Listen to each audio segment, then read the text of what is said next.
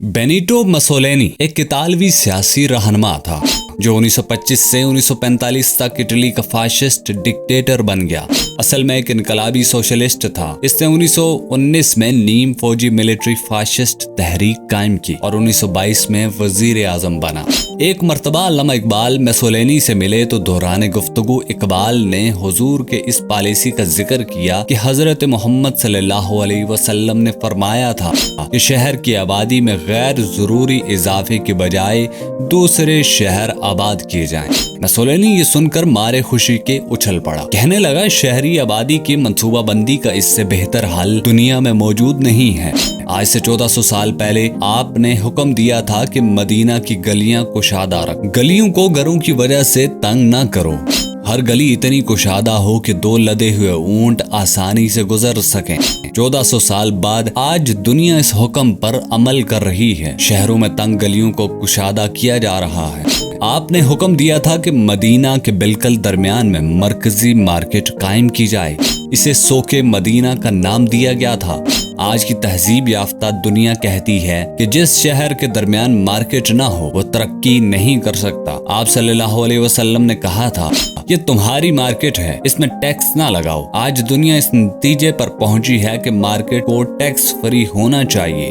दुनिया भर में ड्यूटी फ्री मार्केट का रुझान फरोग पा रहा है। आप सल्लल्लाहु अलैहि वसल्लम ने ज़खीरा अंदोजी से मना फरमाया।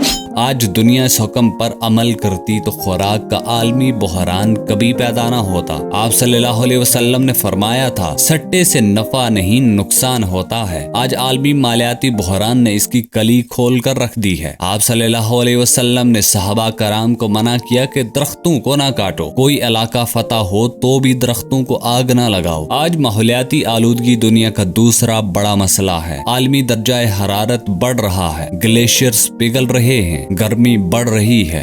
ये सब कुछ दरख्तों और जंगलात की कमी की वजह से हो रहा है। एक शख्स ने मदीना के बाजार में बट्टी लगा ली।